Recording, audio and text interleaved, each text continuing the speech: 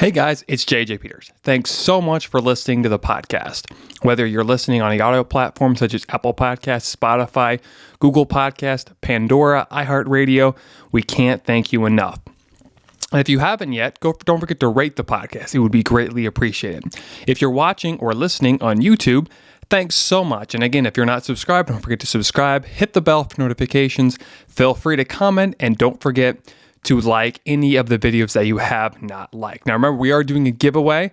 It is a $20 Amazon gift card once we get to 1,000 subscribers. That's the next step. At the time of this recording, we are at 547. So if we get to 1,000, that would be so well. It would be great. The podcast would be, it would be greatly appreciated. The podcast would be so much bigger if we hit 1,000 subscribers. So again, the rules pretty much are simple. If you're not subscribed, subscribe. And if you already are, once we get to 1,000, don't forget to DM me at sports_podcast that you are subscribed.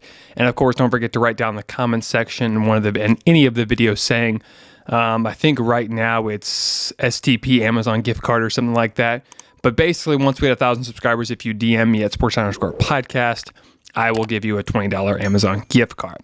On today's Sports Town podcast, we have two great interviews. First, we have Brenden Abban from the KBR Sports podcast, or technically it's called KBR Sports, but you can catch his podcast on Apple Podcast, Spotify. He's also on YouTube, pretty much wherever you get your podcast, similar to the way our podcast goes. So we talked about the NBA Finals, why Bradley Beal is Bradley Beal is no longer playing on the team because of COVID protocols, why Trae Young wasn't invited, and of course, we also talk about some other things like Kawhi Leonard's injury, how big that is. Will he still get a massive contract? Will he stay with the Clippers?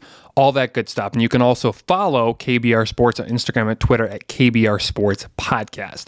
Then we have returning guest Jason Flynn from the SoccerCardsUnited podcast to talk about the Euro Cup, a preview of the World Cup, and he also talks about who's the better player, Messi or Ronaldo. And also he talks about his podcast, what he has in store for the future. Again, you can get the SoccerCardsUnited podcast on Apple Podcasts, Spotify. They're very close to getting a YouTube. So I think they're on there. He said what they told me during the interview. So don't forget to subscribe to the SoccerCardsUnited podcast. And as always, you can also follow him on Instagram and Twitter at SoccerCardsUnited podcast. And of course, today we have our normal ones like the sports lightning round, poll question. We also have questions from Instagram, highlight of the week, and much more. Well, under further ado, let's get started. And don't forget to follow us on Instagram and Twitter, or Instagram and Facebook at sports_podcast, or on Twitter at SportsTownPod. Let's get the episode cooking.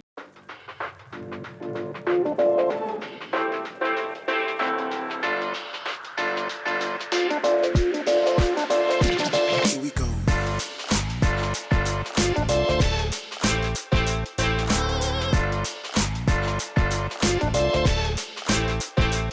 And as always, we have our weekly poll question. Again, you can vote on Instagram and Facebook at sports_podcast or on Twitter at SportsTownPod. Now, today's question, we had two questions. Should the NFL fine the Bucs for not reporting the injury to Tom Brady from last year? Overwhelmingly, you guys said no. Now, I think I did make a mistake on the poll question when I put it on Instagram or whatever. I said tore M instead of torn MCL, but I think a lot of you guys got it. So again, sorry about that, but just to let you know before, that was just my bad. I just totally didn't even see it, so that was my bad.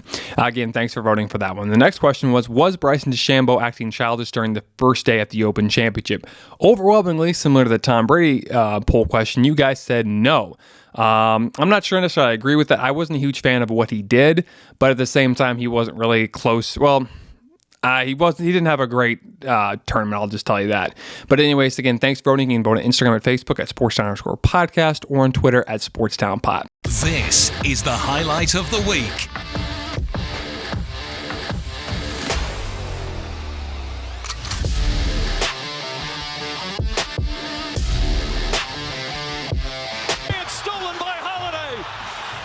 Has to foul, and a pinnacle ball throws it down, and a foul. Giannis on the alley-oop. What a turnaround! A chance to take the lead and the turnover as the Bucks now up by 3 and a free throw coming up. What a dunk by Giannis Antetokounmpo. We already had that signature block in Game 4, and he comes up with a huge dunk in Game 5, and Drew Holiday had some guts to throw it up there with the lead, and with two guys down there, what a play. And of course, the pass was perfect, gets a dunk, and it seals the Bucks Game 5 victory, 123-119, I believe the score was. Bucks now have a 3-2 series lead. Veteran broadcasters Mike Breen, Mark Jackson, and Jeff Van Gundy from ABC were on the call. Game 6 is on Tuesday night, and the Bucks have a chance to win their first title in over 40 years. And now on to our interview with Brenden Abban of KBR Sports.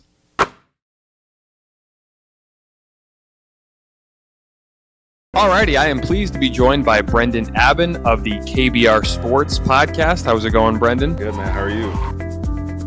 I am doing great. Thanks for coming on.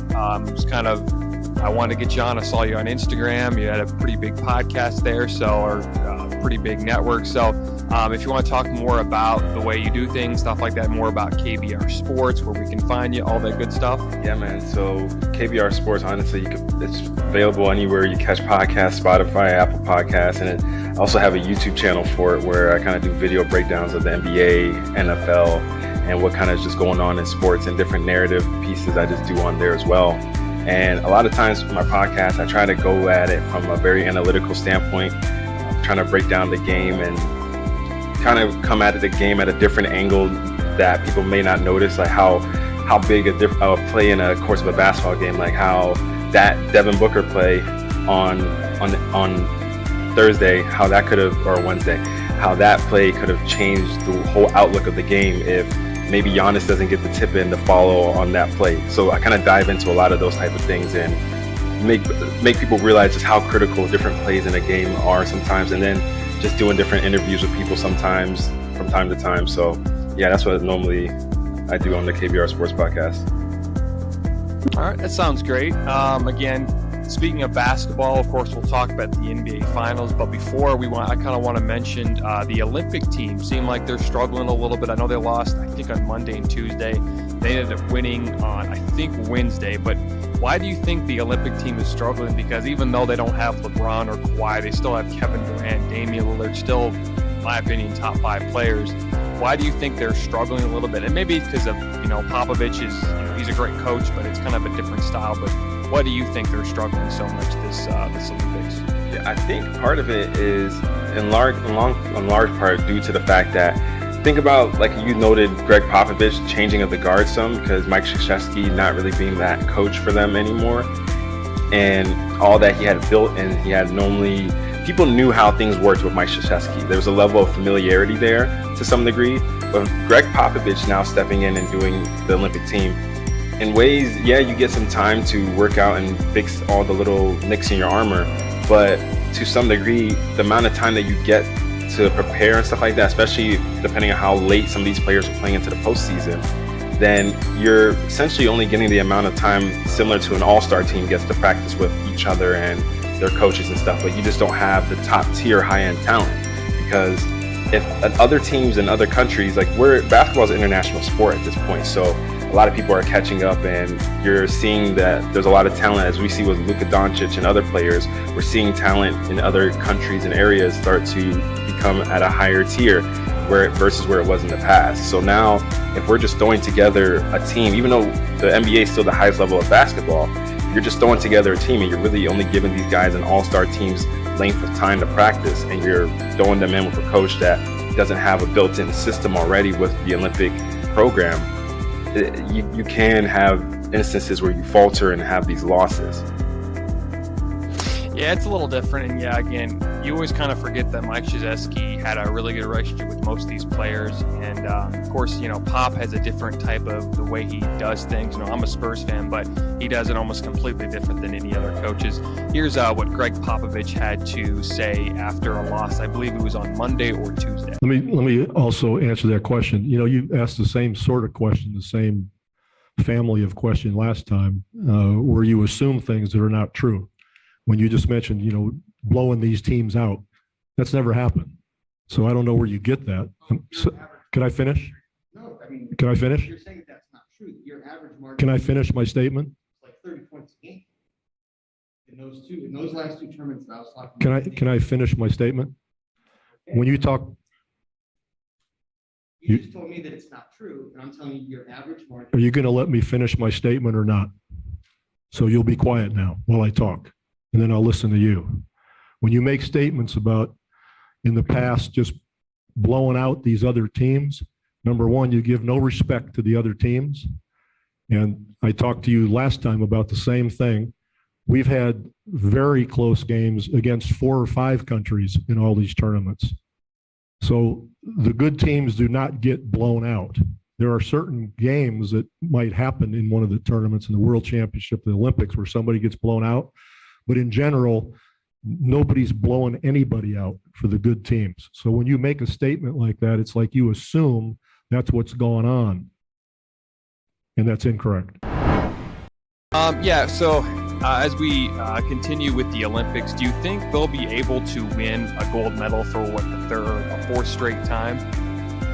I think they can. I think when you have the top talent in any league, you have a good chance to come out as the victor. But it's so much different than in the NBA, because in the NBA you're playing a series of games. So in the postseason, it's the best of 7. So you get multiple chances at it. And normally the most talented team is going to win out in that instance. But when it's just one shot, and if you're playing a team that has Luka Doncic now, because Luka's not playing for Team USA, and you're playing his team, and maybe that team is just hot on the right day, and you can have a very capable chance of losing to that team because these other teams are just they have more talent now. So I think they're still the favorites to win the gold medal, but they do have realistic chances of losing. Yeah, you just mentioned Luka, and I think Luka even said that in his country, I think winning a gold medal would be more important than winning the NBA Finals. And I think he even said that too, that, winning a gold medal would be bigger than winning an NBA championship, which is kind of shocking. But at the same time, to beat the U.S. or to win the gold medal and U.S. doesn't, that's really big. Like, U.S., of course, is the best country in basketball in the world. So, and of course, winning the gold medal would be so big, which is, you don't really think about that. But with players from other countries, they're kind of shocked. And it seems like a lot of the big players now, half of them are from outside the country or not from the U.S. Like, you got Luka Doncic, Jokic, Joel Embiid. There's a few other players, Rudy Gobert. There's just a bunch of players that are not from the U.S. And you look at the Spurs back in the day, half of them weren't even from the country of the U.S. So it is interesting how, it's really that important. You mentioned earlier before we started recording that Trae Young was kept off the U.S. Olympic team, and he kind of took some shots a few days ago. What do you think about that? And do you think, it's kind of shocking that Trae Young was left off the U.S. team. Yeah, it's interesting because I think that was a point of contention a lot of people had, especially when we saw like Kevin Love being included on the team, and people were like, well, you could have included another guard spot, especially with a guy as talented as Trae. But I felt like at least the explanation from Team USA was the fact that they felt like they were lacking in big men strength. But now, in terms of that slight that Trae felt from being left off the team, it's kind of interesting with Bradley Beal going through COVID protocol now and them having to find a replacement. It is interesting to see how that's going to play out, because part of the reason why I think Team USA also struggles when I've watched their games is the fact that they don't have a true point guard. And all the Team USAs of the past, whether it was Jason Kidd, Chris Paul, or whomever, they had at least a guy that was closer to a true point than a scoring guard. Damian Lillard's more of a shooting guard than he is a point guard. And at times you can tell that this team, they're so talented, they can just come up the floor and play ISO basketball, but that's just not going to get it done sometimes. And when the rules are different here and they're expecting to get certain foul calls and stuff like that, like you see guys flopping and they're getting angry because they're not getting calls, and it's like, dude, it's just a different league. Yeah, and I think it's just kind of a loss for the U.S. for keeping Trae Young off. And I think, with the way Trae Young showed this postseason, I think I don't know if he's a top 5 point guard yet, but I think he's somewhere in there. And I think within a few years he could be, or of course he is the future of the league, but in a few years he could be considered a top 3 point guard. But I think, man, look, if we're talking about top 5 point guards, bro, he has a legitimate case, man. Like, if you're Eastern Conference Finals, like, obviously we know this season was riddled with injuries and stuff like that impacted it. But look, you got guys like Steph, you got Dame, you got Chris Paul, and then after you get through that tier, like those top 3 guys, it's like, okay, well then who are we? It's like a pick 'em almost, because then you start bringing up dudes like Russell Westbrook and other players, but it's like, well, Trey just got to the Eastern Conference Finals, and like, how much respect do you pay and credence to that? Yeah, I mean, I think Trae Young, I mean, you just mentioned Russell Westbrook. I think within a year or two, I think Russell Westbrook as how good Russell Westbrook is, I feel like Trae Young within a year or two could surpass Westbrook, just because Trae Young's probably going to get farther in the playoffs, because if Westbrook stays in Washington, I don't think he's going anywhere outside the first round. Yeah. And then, of course, like I said, yeah, you have the 3 kind of top point guards in the league. Like you said, you got Lillard, you got Curry. I'm not exactly sure where Kyrie ranks, but I think he's somewhere in the top 5. And I think Luka's considered more of a point guard. That's what makes it weird, right? Like, it's these hybrids. Yeah. Is James Harden a point guard? You know what I mean? Like, I don't know how to classify the guys. Yeah, because I think Luka did come out of the draft as a shooting guard, I think, and he is 6'6", so he's kind of got that. I mean, Magic Johnson was 6'9" or something like that, and you have LaMelo Ball is 6'6", 6'7", and he's kind of a 1/2. I guess Lonzo's more of a shooting guard, but yeah, there's so many hybrids now, and maybe you don't go top 5 point guards. Maybe you just go the top 10 players in the league, because again, there's just so many hybrids, and of course there's not really a true center anymore. I mean, Is it a power forward? Is it a center? But yeah, so it's crazy how that works, and how, the last few years it's gone completely different from positionless basketball, as I would say. And you just mentioned Bradley Beal, or you mentioned earlier Bradley Beal's not going to be playing. He tested positive for COVID, or is in the COVID protocols. Who do you? I don't think they've replaced anybody yet, or replaced him with anybody yet. But who do you think the best option to replace Bradley Beal would be? I personally feel like it was going to be Trae Young. I felt like Trae Young would be a really good replacement. I felt like maybe a guy like DeMar DeRozan maybe was a good replacement, because he has that relationship with Popovich to some degree, so he really kind of knows Popovich's scheme, how he likes to coach things up, and he's played Olympic basketball before. But I think that Trae Young was my ideal person that I would have put in there, honestly. Yeah, and I don't know. I did hear some Anthony Edwards talk, but I think he sprained his ankle, so I don't think he'll be eligible. I don't know. I think Trae Young would be the best option. But speaking of Bradley Beal, do you think he'll still be in Washington after this offseason? Man, it's so tough, because of the fact that I know he loves Washington. Like, I used to live in the DC metropolitan area, and I know how much he really has a connection to that city. And I feel like he wants to make it work there, but I feel as though it might not even be his choice at some point. I feel as though he wants to make it work, but the Wizards are kind of just going to realize, look, we're going to hit a point where we're going to have diminishing returns on this, because he's going to eventually hit 30, or he's going to start to come down from that peak. And we got to get the most assets we can for him at this point while his value is at its highest. So after this season, I mean, if it ends, I think they're probably going to give the Russ and Bradley Beal thing another go, since this year was so impacted by COVID and injuries. But I think after this upcoming season, they probably will try to be more aggressive looking for trades for him, because it's always been we're not trading Bradley Beal. But I mean, how much losing can you do? Like, dang.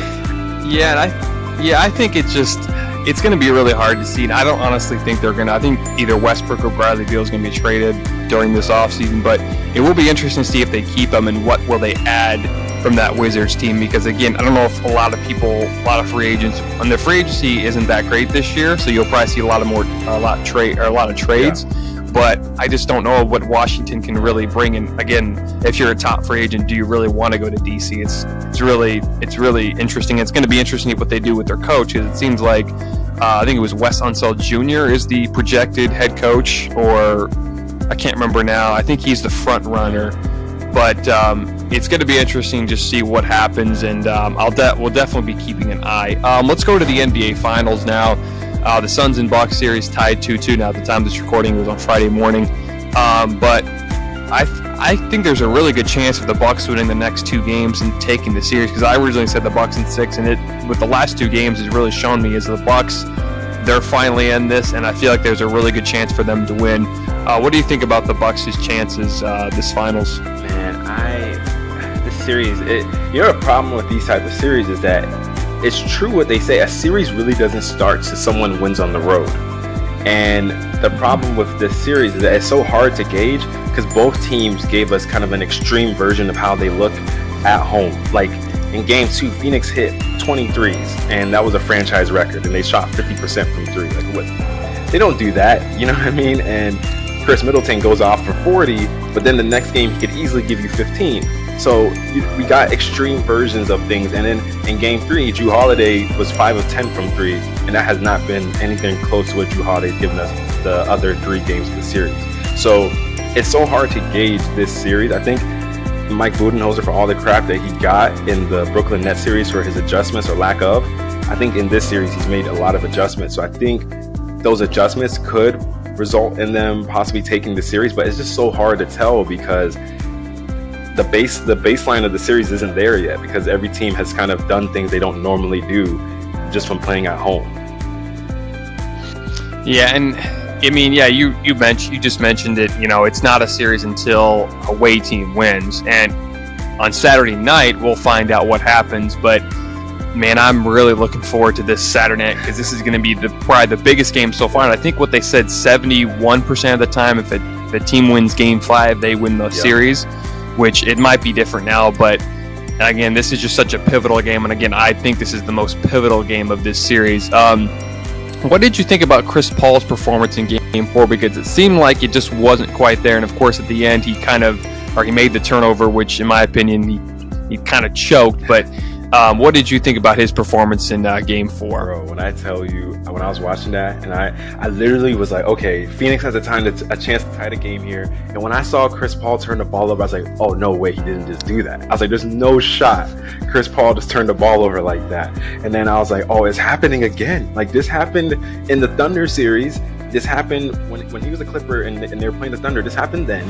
It happened when they were playing the Houston Rockets. They had a 3-1 lead when he was with the Clippers. And I'm just like, this is like, you just can't make this up of how this happens to Chris Paul all the time. And in Game 4, there was a period there where it felt like he was in control, like he was gaining control back. And then it was like they were like, okay, let's get Jrue Holiday back in the game, and it just went to crap. So I don't know, man. I think he's really struggling with. Now, I will say, for all the crap that Jrue Holiday gets about his offense, he deserves the credit for his defense, because he is just giving Chris Paul fits on the offensive side of the basketball, and it's showing, especially in that Game 4. Like, he got 5 turnovers to 7 assists. That's just not Chris Paul turnover or assist turnover ratio at all. So I think that Game 4 was really tough. I was like, dang, dude, they can't lose this series, because he's been bad in like the other half of the series. So it's just tough to watch. Yeah, and I think, I mean, as much I did at first when the Bucks traded for Jrue Holiday, I thought they traded way too much. But then I'm looking now, and you go, what 9 months later, a year later, I guess it would have been 9 months later now. But now you see, wow, that was actually a good trade, and the Bucks now, they look like the winners of that trade in the Jrue Holiday sweepstakes. But I mean, but that block that Giannis had on DeAndre, that might be, as people have been saying, that was his signature moment. What did you think about that? Bro, that block was. I broke it down somewhat on my podcast some as well, so I want to kind of bring the same breakdown here. But so the crazy thing about that block that Giannis, I think people don't even give Giannis full credit for. Yeah, he's guarding Devin Booker on him coming to the basket, and he's playing up on him so that way he can't get that mid-range jumper. But normally in those situations, what's supposed to happen is that the person who's guarding the corner is supposed to crash down and help on the big that's rolling to the basket, so that the big isn't available for a lob. So, but because of the fact that Giannis is so fast and athletic, the Bucks scheme is schemed in a way that all the guys in the corners don't crash down, so they don't leave corner shots open. Because Chris Paul was open in the corner if Jrue Holiday fully crashes down, but to recover in that way, you're covering 2 guys on one play, dude, that's just crazy. And he even said in the post-game press conference that he wasn't necessarily going for the block. He said he was going to protect the rim, and he was putting his hand up for the rim. And you can see it in those pictures. Like, he's just going to put his hand up at the rim. He said if DeAndre Ayton would have went for a layup, it would have been a goaltend. And the fact that DeAndre Ayton tried to dunk on him is what essentially like resulted in him getting blocked. And I'm just like, dude, that's just it was an amazing athletic play. It's one of those plays that I'm like, I don't think only Giannis could have made that play. You know what I mean? Like, when you saw LeBron's block, you're like, okay, only LeBron, like that's something LeBron could do. And I feel like this is something only Giannis could do, to be that athletic, that long, and that fast. It was crazy, bro.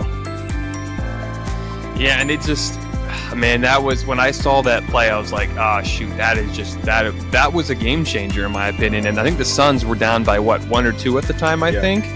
And I mean, that block basically saved them the win, and just, it was very incredible. And again, Giannis, in my opinion, he didn't have the best game then, because I feel like Chris Middleton played really good, especially down the end of the game. But that block, of course, pretty much the game changer. It helps the Bucks hold on and win, or come back from the win, or come back to get the win. But again, that was just incredible. Speaking of Chris Middleton, he's been pretty solid this postseason, or this finals. I wouldn't say he's the finals MVP if they do go on and win, because I think Giannis is going to get it if the Bucks do come back and win Game 5 and 6. But what have you thought about Chris Middleton's performance? And do you think he's a Batman, or do you think he's more of a Robin? Oh man, dude. Man, look, the Chris Middleton was great in Game 4. Like, he was fantastic. In terms of hitting timely buckets, every single time the Bucks needed a late shot, he hit one of those shots. In terms of the Finals MVP thing, yeah, there's no shot he wins it. There's just no way. Like, he's had good games, I guess, for his standard, but he hasn't, not one game has he shot over 50% from the field, even though he's had these like kind of big high point games. And it's hard to give a guy the Finals MVP when you're having like such high ups and then downs. You can't go from 40 and then in Game 3 you had like 17. You know what I mean? Like, that's just tough to do when Giannis has been averaging, like, he had 2 40-point games and he hasn't scored under less than 20 on plus 50% shooting. So it's just tough to give. It's like you're almost trying to give it to someone else when it's obvious it's Giannis. But when it comes to the Batman Robin question, I just don't even, I can't even fathom it. You know what I mean? Because I just don't see, how can you show up in select instances? Like, Batman's always there to save the day. You feel what I'm saying? Like, Robin's there to help Batman in the off chance that maybe somebody catches a slip on Batman in some way or form. But in most cases, Batman's always going to be there to handle the job. That's not Chris Middleton. That's Giannis. Giannis is the one that, on a consistent basis, you can depend on Giannis. You're going to get at least 25 points, 10 rebounds, and whatever other statistical category, whether it's 5 assists, a block, 2 steals, or something of that sort. That's just not Chris Middleton. Yeah, he's their closer, but being the closer isn't the same as being a Batman. Batman is the guy who, when that light comes on, you can't be a day where he's like, man, you know what, I'm off today, dude. Like, you always got to be ready to answer the bell, and Chris Middleton just isn't that guy. I've just been super impressed with Middleton's performance this postseason because, again, he's been great. But we'll see what ends up happening in Game 5 and Game 6. Let's go to the Suns. What do you think they need to do in Game 5 in order to win Game 5 and to ultimately win the series? I think for them, they got to figure out ways to get Jrue Holiday off of Chris Paul. I think the problem with the Suns, at least in Game 3 and 4, was the fact that they couldn't get simultaneous great games from Chris Paul and Devin Booker. Like, in Game 3, Chris Paul played okay. He played like up to his normal standard. He had more turnovers than normal, but he still played up to his normal standards. Devin Booker was bad in Game 3. Then Game 4, Devin Booker explodes for 42, and Chris Paul only has 10 points. And it's one of those situations where you have to get those guys performing on the same, like, I got to get the consistency from both those guys as well. And as well as looping in DeAndre Ayton, whatever form of that may be. But I think that's the key for the Suns, because I think for them defensively, I think like Chris Middleton has just been, like I said, he's been so up and down. I think what they're doing with him is good defensively, because it hasn't shown that he consistently is going off on them for points or whatever. Like, he's struggling when they are putting guys like Mikal Bridges on him or Jay Crowder or whomever you on him. So I think for them, it's mainly getting Chris Paul sort of a break at some point, like getting him a rest just miniature rest throughout the game. Yeah, and Chris Paul and Devin Booker have been pretty solid this playoffs, and they were really good in game 1 and 2, but it seems like game 4, and Devin Booker did not have, or the last 2 games, I would say Devin Booker has not been playing that great. And I think, again, they're the 2 best players in the Suns, so they need to be able to step up, in my opinion, to win game 5. Do you have a prediction for Saturday night? I think game 5, honestly, I think the Suns win game 5. Because I think this kind of goes similar to how, I can't remember which series it was, if it was the Clippers versus, the Clippers were playing somebody. And I remember every game was being won at home. Oh, it was the Clippers every game is being won away. The Clippers and the Mavericks. But I feel like this is going to be one of those series where every game's going to be won at home. I'm hoping for a 7-game series. So this is kind of the only way I see it happening. And I feel as though both teams are just going to protect home court. And then game 7 is kind of like, all right, let's see how this goes. Let's slow down. Yeah, game 7 is more like, what happened before game 7 is completely history, and it just all comes tonight. You need to bring your A game. And we haven't seen a game 7 since 2016, and that was a great game. The Cavs ended up beating the Warriors, but that was a great game. And I would love to see a game 7 series. I just think the way the Bucks have been playing, I think they're going to win game 5 and 6. But I could be completely wrong. I'm wrong a lot. So, and plus with this playoffs, it's been crazy. Someone could get injured again. There's just anything that could happen on Saturday night and Monday night, and then I think, or Tuesday night, I think Thursday night is game 7. I want to say if they do, if it's necessary. Yeah. And again, it's been a great playoffs. I've been saying that a lot, but it's just been an incredible series. But before we end the interview, I forgot to mention this earlier. Kawhi Leonard he had surgery on his knee. It looks like he's going to be out for a while, and maybe the beginning of the season. Do you think, and it looks like he's going to opt out to get a bigger contract, and we've seen players do this. Kevin Durant and Klay Thompson did this back in 2019, but they still got massive deals with their teams that they are with. I know a torn ACL and a knee is totally different, but do you think the Clippers will resign Kawhi Leonard to give him that max or that super max? Without a doubt. I think that situation, they invested into, like, their whole team outlook for the next few years is Kawhi and Paul George. Like, you don't trade Shai Gilgeous-Alexander, all those draft picks and so on, to only have these guys for 2 years. That's just a waste. You know what I mean? So I feel like they're on that boat. They're going to rise with the boat, or they're going to sink with that Kawhi and Paul George boat at this point. If Kawhi wants to re-sign there, I'm pretty sure the Clippers are going to be waiting at the door with the pen in hand. Yeah, I think he likes LA, and I think he likes the situation that he's in right now. And again, I guess the Clippers, before the season this year, they signed Paul George to that massive deal, and Paul George is Kawhi's one of his best friends, and that was one of the big reasons why Kawhi went to the Clippers, because Paul George came. And I think they're going to sign him too. But there is another chance that I could see maybe Kawhi signing another 1 or 2 short-term deal. But now with the injury, I think it's more likely he's going to sign. I think he's eligible for a Supermax, and he's definitely worth that. We all know he's a top 3, top 5 player, and in my opinion, he's one of the best players in the league. But I just think that at this time right now, he's going to sign the deal. Do you think he misses or how long do you think he'll be out for? Man, with the way these ACL tears are going nowadays, I'd probably say he comes back in the middle of next season with the way the rehab and stuff goes for this, because most guys aren't freak athletes like Adrian Peterson to just come back 6 months later after tearing your ACL and what have you. But I think he probably comes back in the middle of the season, especially because Kawhi in particular is very, very, very protective of his injuries and his body.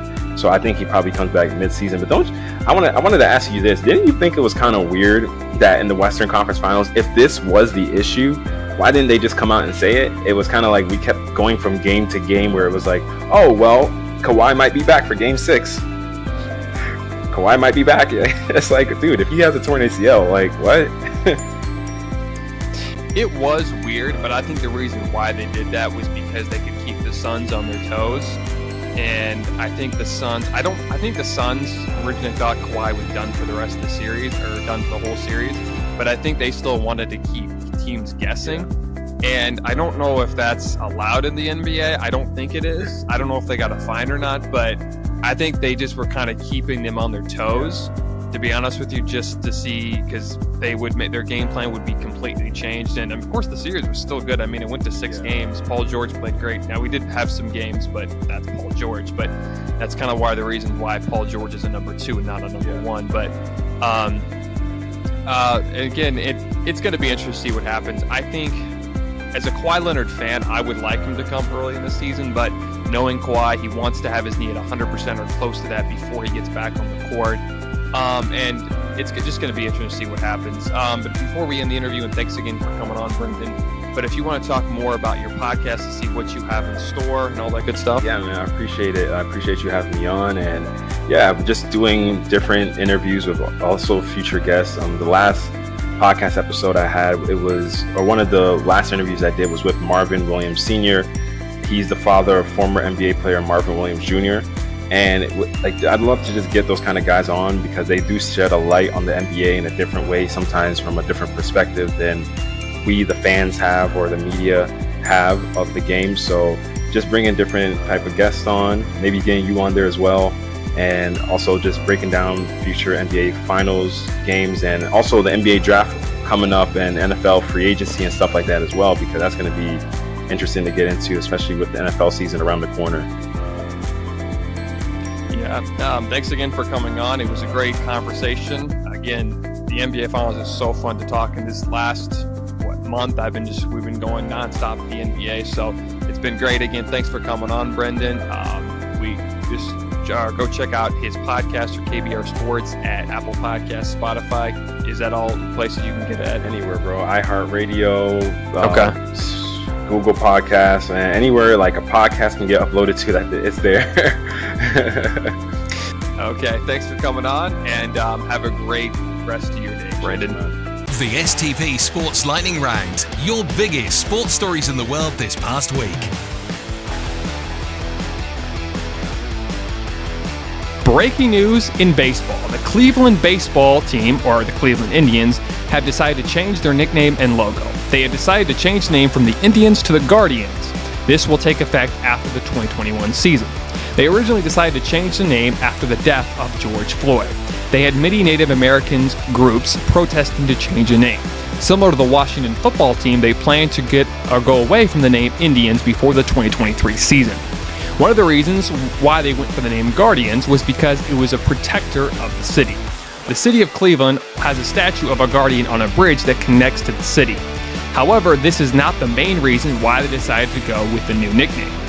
This is what Cleveland owner Paul Donor had to say about the new nickname. "We do feel like we're doing the right thing, and that's what's driving this. I know some people disagree, but if anything, we do feel like we're doing the right thing. I know some people disagree, but if anything, I've gotten more and more comfortable that we're headed into the right direction. This will be the 5th nickname for the franchise. It's been over 100 years since the last time they changed their identity. On Friday, when it was revealed they had changed the name to the Guardians, Oscar award-winning actor Tom Hanks narrated the short film revealing the name change. The Guardians nickname reportedly beat out 1,200 new nicknames that included the Spiders, which were the name of a defunct baseball club in the early 1900s. Currently, the fans of the Cleveland Baseball Club are split on the new nickname. The NFL has decided it will fine players that are not vaccinated if they break the new protocol set by the league. It was revealed on Friday that the league will require players to wear a mask outside of practice if they're not vaccinated, or if they're going to sponsorship activities and other similar things that will be fine. The NFL also released a statement on Friday saying that if a team can't play their scheduled game, it will be considered a forfeit and the game will not be rescheduled. They also stated that if a player who is unvaccinated caused an outbreak, they will be heavily fined. Such players as DeAndre Hopkins, Cole Beasley, and Leonard Fournette are not fans of getting vaccinated and tweeted their displeasure at the NFL. Tampa Bay Buccaneers coach Bruce Arians reinstated the new rule set by the NFL. He also stated that if a player is not vaccinated, He will just have to follow last year's rules. It was also reported that the league is requiring all coaches and staff members to be vaccinated or they cannot coach in the league this year. Rick Denson of the Minnesota Vikings refused to be vaccinated and decided not to coach in the league this year. Cole Popovich of the New England Patriots also will not be coaching in the league this year. Like Denson, he was not comfortable getting vaccinated. He is a distant relative to future Hall of Fame head coach of the San Antonio Spurs, Greg Popovich. Also in NFL news, four-time Pro Bowler Devonta Adams has turned down an extension with the Packers. Adams was not comfortable signing an extension without Rodgers being the quarterback. With the uncertainty of the three-time league MVP, Adams has decided to turn it down. Last season, Adams led the league in touchdown receptions with 18. He also had 1,000 yards receiving the last 4 seasons. My God! Okay, it's happening. Everybody stay calm. The two biggest schools in the Big 12 have decided to leave the conference, move into the SEC most likely in 2025 to avoid an $80 million exit fee. The SEC will vote on it very soon, and according to multiple reports, the votes will be 13-1. Former rival of Texas and Oklahoma, Texas A&M, is against the move, but will really have no say in the matter. Texas and Oklahoma were the two original teams of the Big 12 when it started in the 90s. Before that, it was called the Big 8. Texas was originally in the SWAC. The Big 12 had a meeting on Thursday night regarding Texas and Oklahoma moving into the SEC. UT and OU were not a part of the meeting that the Big 12 had. The ACC, Big 10, and Pac-12 could also make a move as well to maybe get some remaining teams in the Big 12 if the Big 12 disbands. Teams that could reportedly replace Texas and Oklahoma in the Big 12 are Houston, Cincinnati, UCF, USF, SMU, Tulsa, Colorado, BYU, New Mexico State, and others. It could get very wild in the world of college football within the next few weeks. Logan Paul could get another boxing fight again. YouTuber / digital influencer / podcasters is rumored to fight former UFC middleweight champion Anderson Silva. Although nothing has been scheduled yet, Paul is 0-1 as a professional boxer. He lost to another YouTuber, KSI, in unanimous decision. Paul last fought retired boxer Floyd Mayweather. The fighter lasted the scheduled 8 rounds. Before the fight happened, they announced that there would be no winner unless there was a knockout. After the fight was over, Paul stated, "I'll be putting on prize fights. I'm sure that there's a list of opponents on Twitter, people chirping saying that. I'll pick one. I'll make him embarrassed." His brother Jake is 3-0 as a professional boxer and recently knocked out former UFC welterweight Ben Askren. Jake Paul is scheduled to fight former UFC welterweight champion Tyrone Woodley on August 29th. On the other hand, Anderson Silva last fought Julio Cesar Chavez Jr. in June and scored an upset. Silva is 46 and was recently released by the UFC. Silva holds the longest title reign. He had the belt in the middleweight division for 2,457 days. He made his debut in the UFC in 2006. The 46-year-old has had 3 professional boxing matches dating all the way back to 1998. Silva stated about his boxing career, "I love fighting and boxing is my dream for many, many years. I need to prove my respect for boxing." His nickname is the Spider. However, the Spider lost 7 of his 9 fights before the UFC released him in October. If this fight happens, you have to wonder if it will be worth paying for. Seeing what happened last time the 26-year-old YouTuber fought, many fans will be very skeptical of this fight.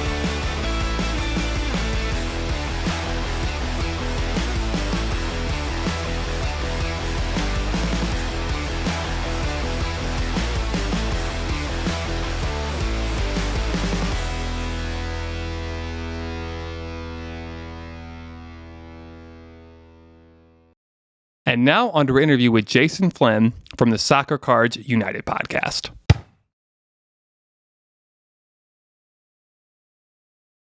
I am pleased to be joined by Jason Flynn of the SoccerCardsUnited podcast. How's it going, Jason?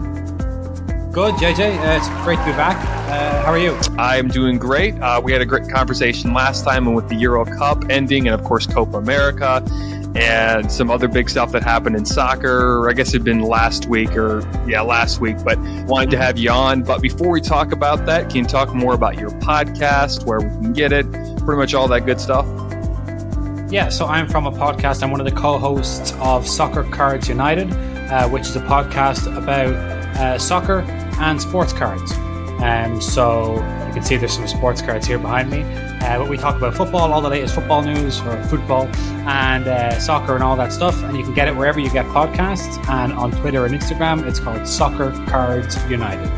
Alrighty, yeah, that sounds great. Definitely got to give that check that out. I checked it out the first time we did the interview, so I'll have to catch your recent episode or latest episode. But let's start off with the Euro Cup final. Italy gets the win over England. England comes up short again. What did you think of the championship game? And if you can give us more of a highlights of the game, pretty much. Yeah. So it was an incredibly dramatic game to end an incredibly dramatic tournament. This year's European Championships was one of the most interesting and dramatic international tournaments I can remember. It was fantastic. We were kind of worried that because everybody had played such a long season, that maybe it would not be a great tournament because everybody would be fatigued, be tired. But no, everyone was well up for it. It was brilliant. From the moment we had the opening ceremony in Rome, where we had Andrea Bocelli singing Nessun Dorma in the Stadio Olimpico, was fantastic. And then weeks later, Italy ended up getting the win over England.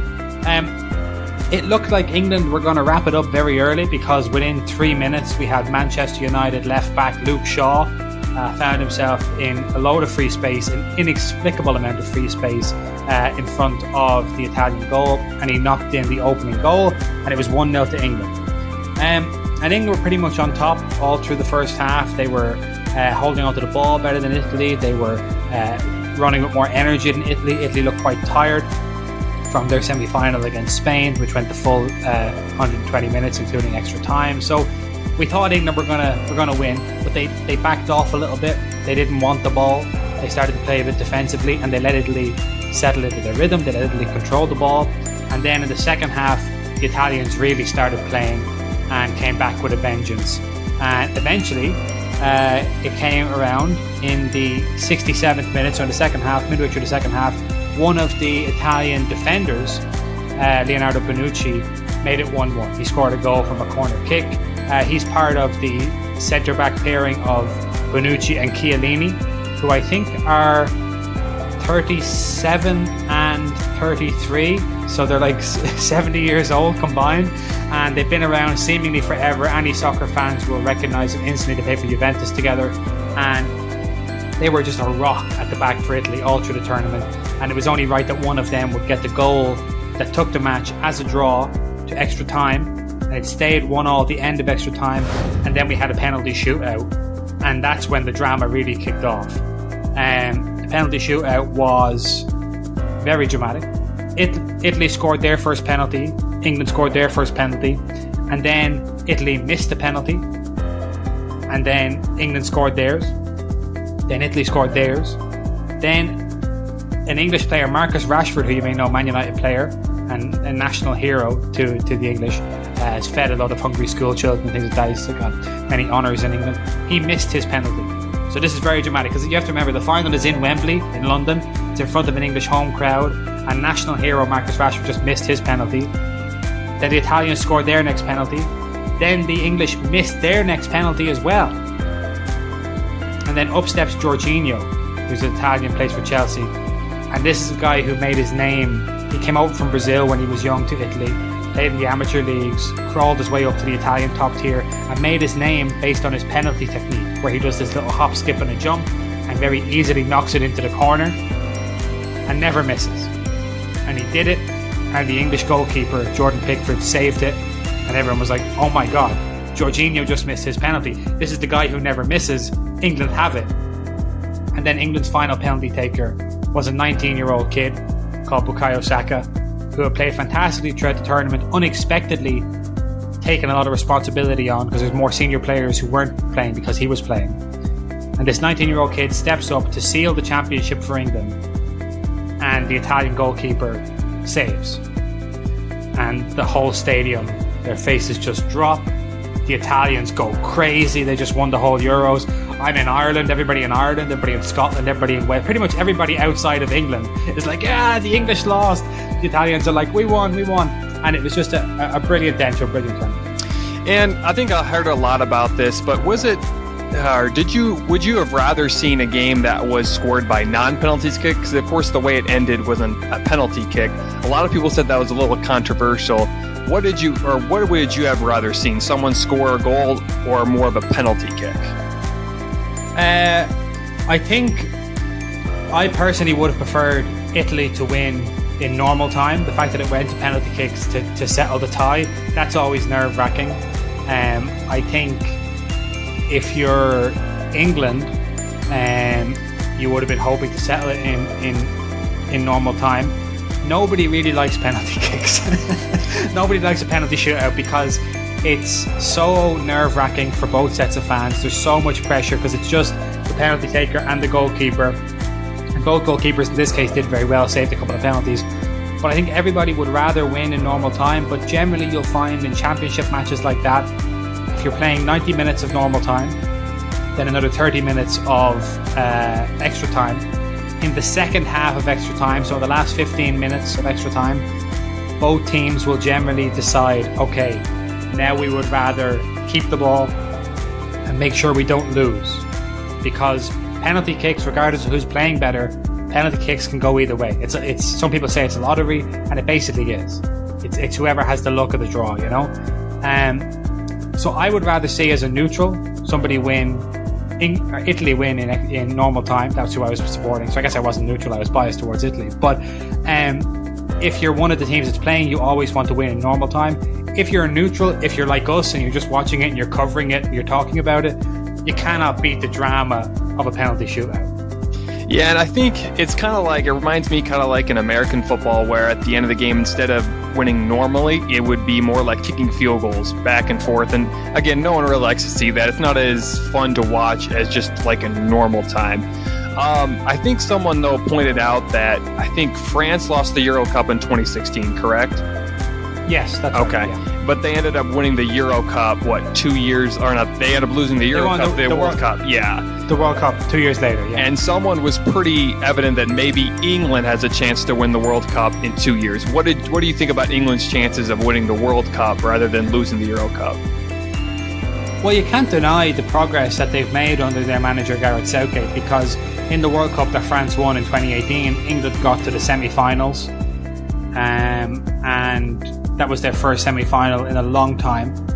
So he took them to the semi-finals of the World Cup in 2018. This was Euro 2020. It was postponed by 1 year, but it's Euro 2020. He took them to the final of this tournament. So in his two major tournaments, he's got the semi-final, then he's got to the final. So there's a pretty clear track record that they're building something. They have a lot of good young players. Their squad, the World Cup's only next year. So the squad that they have now is pretty much intact for next season.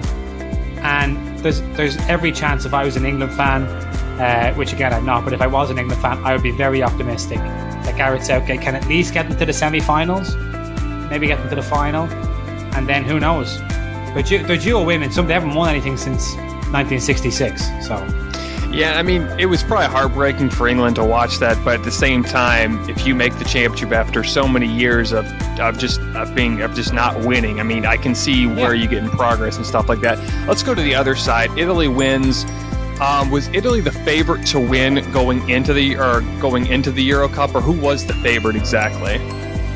So Italy were kind of dark horses, and they're managed by Roberto Mancini, who's a former player.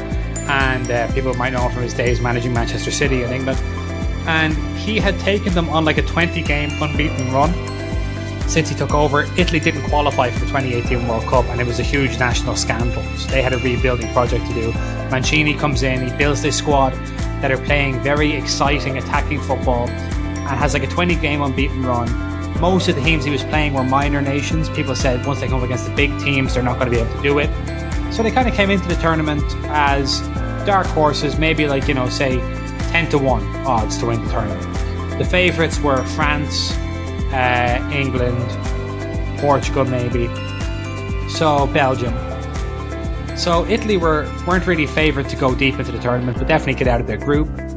The opening game, as I say, was in Rome, in the Stadio Olimpico in Rome, and the Italian team came out and really, really comprehensively beat Turkey. They beat them 3-0 in the opening game. And that was like a statement of intent from the Italians. And from that point on, with every passing round, it kind of became more like, I think Italy might be the best team in this tournament. And in the ultimate challenge, they beat Spain in the semi-final. which wasn't easy, and then they beat England in the final. So Italy kind of took this mantle of dark horse and were quite happy because they had some sort of group spirit, some sort of belief in themselves. They didn't need the media, they didn't need anybody talking them up. They knew they had something special, and they just put their heads down, stayed together. And even when their best player in the tournament, the left back Spinazzola, he was injured, he broke his Achilles. Another player came in for him, and they just had this togetherness and this fighting spirit, and they ended up winning the whole thing compared to England, who were hugely hyped. Yeah, and I think that's pretty exciting to watch, especially a team that's not expected to win, or not people are expecting them to beat the big countries. But that's great news and stuff like that, especially for Italy, who we all know loves soccer. Before we switch gears to the Copa America, let's talk about what's England and Italy's chances to win the World Cup? I know the World Cup is a little different, but what chance do you give both of them of possibly winning it?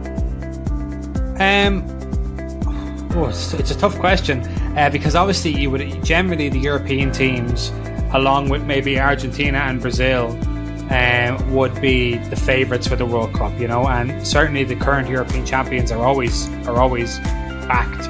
I would say. See, even now, I'm sitting here, Italy just beat England in the final, and yet my mind immediately goes to, I think maybe England have a better chance. But there's no reason that Italy couldn't carry the momentum from this Euros into this tournament. As I say, because this tournament was delayed by a year, the World Cup is in November 2022. So the same teams basically will be playing the same squad. I think both of those teams will fancy getting to the semi-finals of the World Cup. I think if they got anything based on their performance in this tournament, if they got anywhere less than the semi-finals, Italy and England would both be disappointed, and I certainly would expect them to give strong performances in Qatar 22. Okay, and I know I said we're going to switch gears to Copa America, but I do want to get one more question. What do you give? Of course, I'm from the U.S. I know the U.S. has gotten better, but what do you give them chances of possibly winning the World Cup, or even, I know they're not going to win the World Cup most likely, but what do you think about their chances of at least making somewhat of a run? Well, actually, I think since the last time we spoke, I think this was, the USA played Mexico in the final of the inaugural CONCACAF Nations League, and they won, and it was quite a performance from the US, and for the first time in a long time, I like the USA team, the US men's team. The US women's team have always been brilliant, but the US men's team traditionally, you look at them and they're working harder than everybody else. They're, always very athletic guys. They can run and run, but technically they're not great. Their passing isn't great. Their shooting isn't great. Their interplay, passing between players and moving at the same time isn't great. But this team, you're starting to see like a core emerge of players who play in Europe. And who came up in Europe. So you have like Christian Pulisic, you have Gio Reyna, you have Yunus Musa, even Brenden Aronson moved from Philadelphia Union to RB Salzburg in Austria. And I wouldn't put it past the US to get to maybe the round of 16 or the quarterfinals next year. But the really exciting thing is, and where I think they should be aiming, is that in 2026, the World Cup is being hosted in North America, so it's split between Canada, the US and Mexico. And I see no reason why, if they have a good World Cup next year and they keep bringing through these young, exciting players, I would expect the USA to get to quarterfinals, semi-finals in 2026 on home soil. And I think at that stage, the US men's national team will be a sensation in the States. Yeah, that's great, because I can see the fans are starting to get more involved in, soccer and stuff like that. And especially if it's in North America, that would be huge. Yeah. Let's now switch gears to the Copa America. Argentina wins. What did you, I guess Argentina was probably the favorite to win, but what did you just think of that whole tournament? So the final of the Copa America was actually only the second game from the tournament that I'd seen, because obviously with time zones, they played them late at night in South America, which is like the middle of the night here in Ireland. So I had to stay up until like 1 a.m. to see the final. And actually Brazil were the reigning champions of the Copa America, and Argentina haven't won it since 1993. So Brazil went in as favourites, which I thought was strange. And of course you have Leo Messi, who renewed his, or sorry, we'll talk about that in a minute, but who has never won a major tournament with Argentina. He's the captain of Argentina, and one of the criticisms leveled at him was always that he never brought a trophy to Argentina. I mean, he won, I think, Olympic soccer, and he won the Under-20 World Cup in terms of a senior trophy, which is basically the Copa or the World Cup. And this Argentina team, again, have that thing of they're behind Messi, they have a good attitude, and they came in, and the Copa was strange this year. It was in Brazil because of COVID, because Brazil was the only country in South America that would risk it from a COVID point of view. So they said you can have it here, but there was very limited capacity. There weren't people traveling from other countries. A lot of commentators said it was one of the less colourful, less eventful Copa Americas that we've had in a long time. But Argentina won't care. That won't matter to them. They won, you know.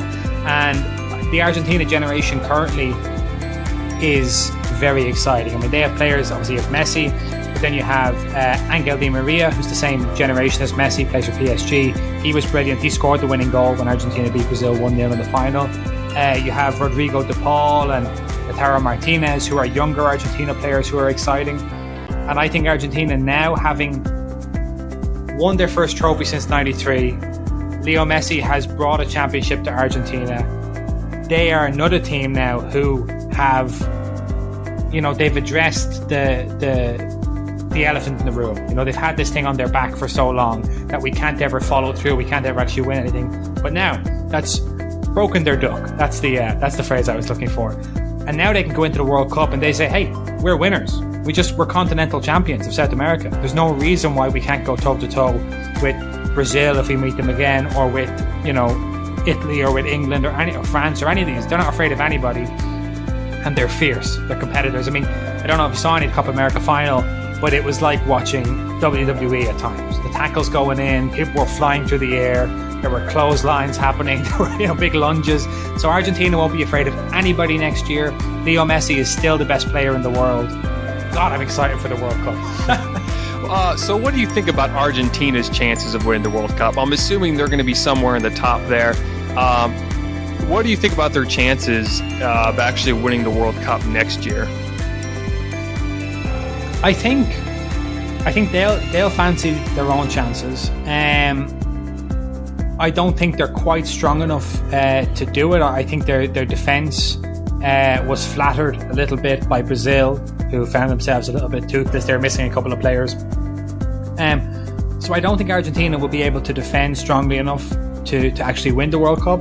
But if Messi is still in form, if the players like Rodrigo de Paul and Di Maria are still there, and a couple of others, Leo Paredes, if these players are all clicking, there's no reason Argentina couldn't be, you know, again, semi-finalists. The likes of England, Italy, Argentina, these are going to, Spain, I think, were excellent in the Euros as well.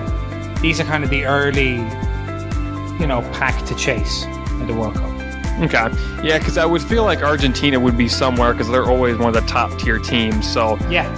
And before we talk about Messi re-signing with Barcelona, I kind of wanted to mention this. I don't know if we talked about this last time, but it's kind of a question I think a lot of soccer fans have.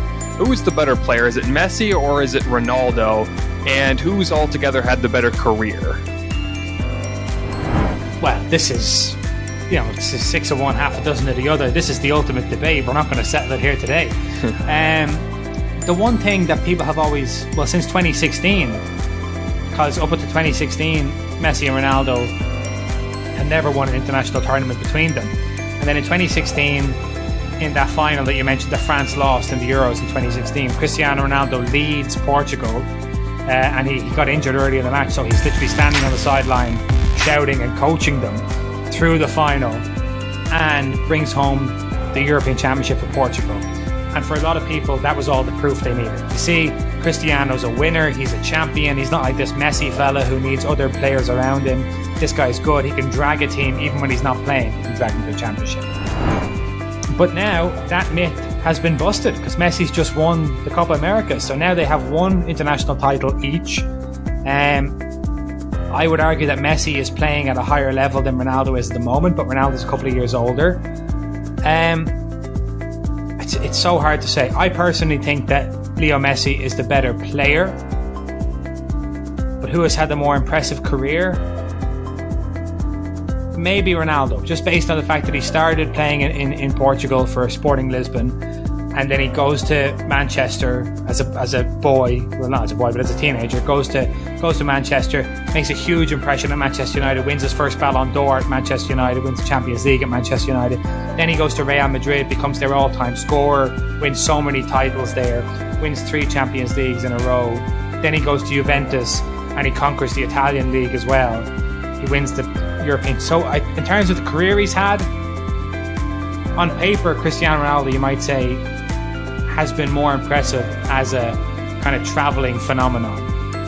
But the football romantic might say, well, Leo Messi has been in Barcelona since he was 15, and he's won everything there, and now he's won something with Argentina. So it's a more romantic idea of he's the one club man. So it depends whether you like a cold-blooded, hard-working competitor, or whether you like a gifted genius just doing what he does. I personally err on the side of gifted genius, so I prefer Messi. Yeah, it kind of feels like Ronaldo's kind of more popular, I would say, just because in the US you see a lot about Ronaldo, and I feel like, I don't know, I've always wanted to know the question. I've gotten so many different opinions from different soccer fans, but it seems like Messi, I guess, is the better overall player, but Ronaldo's more popular. I mean, I just see a lot of Ronaldo, but did you have anything else to add to that? Well, it's the thing of Ronaldo is a better self-publicist. You know, he's again, because he's played in Portugal, he played in England, he's played for Manchester United, and he's played for Real Madrid, and he's played for Juventus. So these are fan bases that he's accumulating. He's one of these people. He doesn't just want on-field success, he wants off-field. He wants to build an empire. You know, he wants to create a legacy for his children and all this stuff. And I'm sure Leo Messi does as well, but Leo Messi is a much more insular, much more humble figure who doesn't want to be on every advertisement. And, you know, like I could see Cristiano Ronaldo very easily being in Hollywood movies when he's finished playing. Yeah. I don't see Leo Messi ever being cast in the Fast and Furious 15, you know? Yeah, I think it's similar to what basketball rivalries like LeBron and Kobe, or if you went to like American football, I mean, more like Peyton Manning and Tom Brady. I don't know if really baseball would necessarily have that type of rivalry, maybe like a Maguire or Sosa, but it does kind of feel like you get different opinions, but you feel like, yeah, Messi might be the better overall player, but just Ronaldo is more popular and he wants to go out there. Yeah. I do have one question before we start with the Messi returning to Barcelona. Do you think Ronaldo will ever go to the MLS? Because there's been a lot of talk of that, but what do you think about that? I'm not sure. I mean, he's not yet anyway, because I think whether he stays at Juventus or he goes somewhere else this year, I think he's going to want to be in Europe for another year at least, because he's going to want to go to the World Cup in 2022. So he needs another year of top level football under his belt. After that, I could easily see him going to the MLS for a year. I mean, he's the kind of player you could build a franchise around, you know, the likes of Inter Miami, you know, or one of these expansion teams. I could easily see having him. His salary demands would be incredibly high, and maybe not be feasible. But I could see him going to the US kind of to, you know, build his brand there. You know, kind of like when Ibrahimovic did that, and Zlatan went to LA Galaxy, and all of a sudden he was a celebrity. And if Ronaldo was to go to play for the Galaxy or to play for LAFC or even to Miami, he would be an even bigger celebrity in the States than he is now. Of course, there is one thing which we don't have to get into now, but there are some outstanding allegations against Ronaldo about something that happened in a Las Vegas hotel room. There's a woman that accuses him of inappropriate behavior, and there are people that say he won't go to the States because he doesn't want to be on US soil so that he can't be questioned by certain lawyers. But apart from that, and assuming that they can find a solution to that, I can absolutely see him. Same with Messi. I could see both of them spending a year or two in the MLS. Yeah, okay, because I've been hearing a lot of rumors about it, and I think, I mean, yeah, you've seen a few players do it, but yeah, the MLS isn't as popular as, like I said, the Premier League and the Liga Liga and all those other leagues. So let's start off with of course, the big topic right now, Messi returning to Barcelona. He had kind of a massive pay cut, though, because Barcelona is right now in debt. But were you actually, last time you came on, you said that he was likely going to return. But were you surprised by such a pay cut he had to take? I mean, it was crazy because when he won the Copa America, he was technically a free agent because one of his contract at Barcelona that ended, and he hadn't signed a new one, so he won that as a free agent. And people were saying, "This guy's good. Somebody should sign him up." But Barcelona are in dire financial straits due to years and years of mismanagement and irresponsible spending. But like I said last time I was on the show, Messi is settled in Barcelona. You know, he doesn't want to go anywhere else. I don't believe he does. His family are there, his friends are there, and crucially, there are players now coming in. Like they just signed Sergio Aguero, who is Messi's brother-in-law, I think. His brother-in-law. There's some relation there, and he brought him in to kind of be a friend for Messi, be a close companion since he lost Luis Suarez. Luis Suarez went to Madrid, Atletico Madrid. And there are young players now at Barcelona, like Pedri is the best example. Pedri just had a phenomenal tournament with Spain at the European Championship. And so I think Messi looked at the project around him. He said, okay, they're bringing in Aguero for my kind of support bubble. They're bringing through Pedri. I like the coach. I like my life here. I don't want to go to Paris. I don't want to go to England. And I think crucially, if Messi had any doubts when he started the Copa America, when he lifted that Copa America trophy, he has nothing now left to prove. You know, I think if he had lost the Copa America, he may have said to himself, in the back of his mind somewhere, there are still people that doubt that I could do it anywhere other than Barcelona. And he may have said, I'm going to Manchester, I'm going to Paris. But now that he's won the Copa, he's like, I'm just going to stay where I'm happy. I don't need to prove anything to anybody. I think winning the Copa America may have brought Messi kind of a peace of mind that he didn't know he was missing. And if we thought Messi was good already, I personally am scared to see what Zen Messi looks like, you know. Okay, yeah, because like I said, I was a little surprised that he re-signed because I had heard so many rumors, but I knew you said, or when you came on the last time, you said that he most likely is going to stay because there's so much things, intact in Barcelona. So, and again, thanks for coming on as we're wrapping up this interview. Again, thanks for coming on. It's been great. Do you have anything more in store for your podcast, stuff like that? Just anything in the future? Yeah, we're going to be trying to do some video stuff soon enough. Trying to add some video elements to the podcast because we have a couple of hours of podcast every week, and we know people don't necessarily want to troll through them all if they just want to try us out. So basically, go to Twitter, go to Instagram, and just search SoccerCardsUnited and follow us on whatever social media you use, and keep an eye out for some of our more bite-sized content, or just jump straight into our back catalogue if you want to hear the podcast. And thanks a million for having me on, JJ. Yeah, it's been great. Every time that you came on, I learned more about soccer. Just as a casual fan, you get to know a little more. So, again, thanks for coming on. Again, don't forget to check out the Soccer Cards United podcast on Apple Podcasts, Spotify. You said you were going video soon, so I'm assuming that would be YouTube, maybe, or YouTube. Yeah. We have a YouTube channel. There's not much there yet, but you can go and hit the subscribe button in anticipation, should you so wish. Okay, thanks again for coming on, Jason, and have a wonderful day. And enjoy soccer season starts in August. So again, enjoy that. So thanks a million. Bye. Yep.